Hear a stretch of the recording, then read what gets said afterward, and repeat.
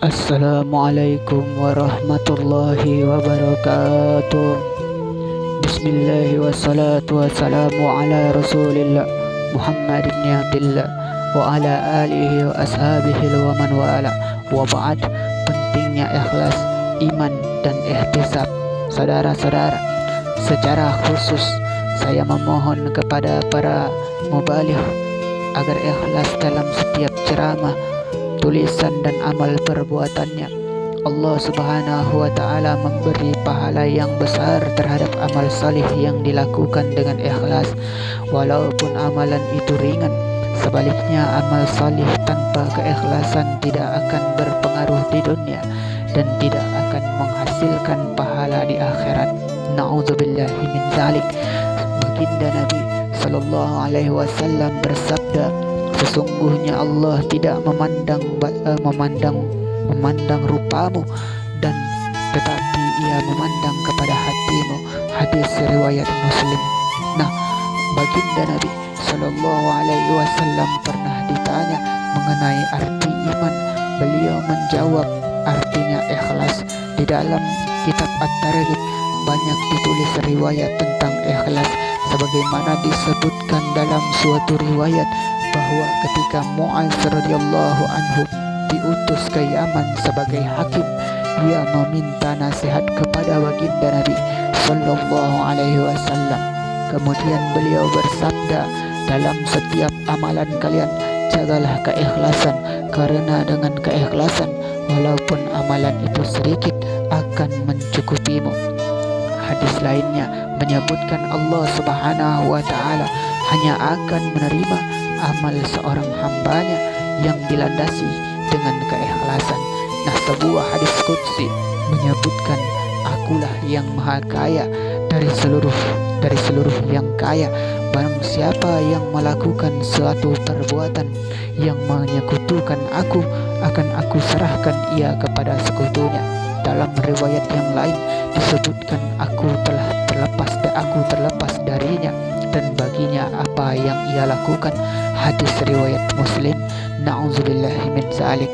Nah, sebuah hadis menyebutkan pada hari kiamat akan terdengar pengumuman di padang mahsyar, barang siapa yang menyekutukan Allah dalam amalnya, hendaklah ia menuntut pahala dari sekutunya itu, karena Allah tidak mengkehendaki suatu sekutu pun baginya.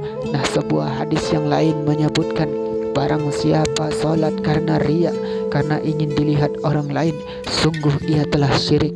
Barang siapa berpuasa karena riya, sungguh ia telah syirik. Dan barang siapa bersedekah karena riya, sungguh ia pun telah syirik. Hadis riwayat Ahmad. Na'udzubillahi min zalik.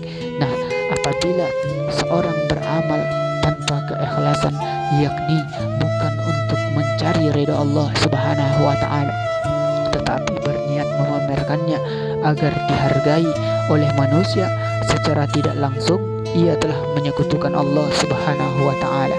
Na'udzubillahi min zalik. Sehingga seluruh amalnya tidak akan diterima oleh Allah Subhanahu wa taala. Amal itu hanya akan sampai kepada orang yang ia harapkan pujian dan penghargaannya. Nah, ketahuilah saudara-saudara, sebuah hadis berbunyi, sesungguhnya orang yang pertama akan diadili pada hari kiamat adalah orang yang telah mati syahid. Ia akan dihadapkan kepada Allah Subhanahu wa taala, maka Allah Subhanahu wa taala memperlihatkan kenikmatannya dan ia pun mengakui kenikmatan itu. Allah Subhanahu wa taala bertanya, apakah engkau yang kamu perbuat dengannya? Ia menjawab, aku berperang karenamu sehingga aku mati syahid. Allah Subhanahu wa taala berfirman, engkau dusta. Engkau berperang karena ingin disebut pahlawan dan itu telah kamu dapatkan. Maka diperintahkan agar orang itu diseret dan dijungkirkan, kemudian dicampakkan ke dalam neraka. Na'udzubillahi min zalik. Kemudian seorang yang belajar dan mengajar ilmu agama dan suka membaca Al-Quran dihadapkan kepada Allah Subhanahu wa taala, maka Allah Subhanahu wa taala memperlihatkan kenikmatannya dan ia pun mengenal nikmat tersebut. Allah Subhanahu wa taala bertanya, apa yang engkau berbuat dengannya?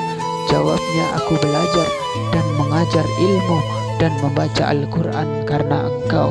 Allah Subhanahu wa ta'ala berfirman, engkau dusta, kamu belajar dan mengajar agar disebut ulama, dan kamu membaca Al-Quran agar disebut qori, dan itu telah engkau dapatkan.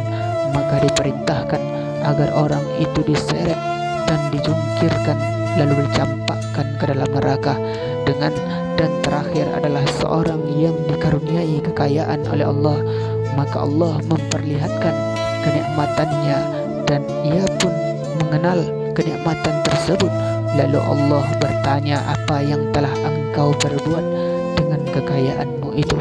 Ia menjawab, aku tidak membiarkan satu jalan pun yang patut diberi infak kecuali aku infakkan hartaku karena engkau. Allah Subhanahu wa ta'ala berfirman, engkau telah berdusta, engkau berbuat demikian agar disebut dermawan dan kamu telah mendapatkannya. Maka diperintahkan agar orang itu diseret dan dijungkirkan lalu dicampakkan ke dalam neraka. Hadis riwayat Muslim. Na'udzubillahi min dzalik. Nah, oleh sebab itu sangat penting bagi para mubaligh agar selalu bertujuan mencari ridha Allah dalam menyampaikan kegiatannya dan dalam menyebarkan agama dan mengikuti sunnah baginda Nabi Sallallahu Alaihi Wasallam. Jangan sampai beramal untuk mencari ketenaran, mencari nama atau agar dihargai orang lain. Jangan biarkan niat-niat tersebut ada di dalam hati kita. Jika terlintas dalam pikiran kita seperti itu, bersegeralah membaca la haula wala quwata illa billah dan beristighfarlah sebagai upaya untuk memperbaiki diri kita. Dengan kelembutan kasih sayang Allah, kebenaran Rasulnya dan keberkahan kalamnya, saya memohon semoga Allah Subhanahu wa ta'ala memberikan taufik kepada saya dan saudara-saudara yang dimuliakan oleh Allah Subhanahu wa ta'ala sekalian, agar kita dapat berbakti kepada agamanya sedaya upaya kita dengan ikhlas. Amin amin Allahumma amin. Saudara-saudara yang dimuliakan oleh Allah Subhanahu wa ta'ala, mungkin hanya itulah yang bisa kita bicarakan pada pertemuan kali ini. Kita akhiri dengan subhanallah bihamdi, subhanakallahumma wa bihamdika, asyhadu an la ilaha illa anta wa astaghfiruka wa atubu ilaik. Wassalamualaikum warahmatullahi wabarakatuh.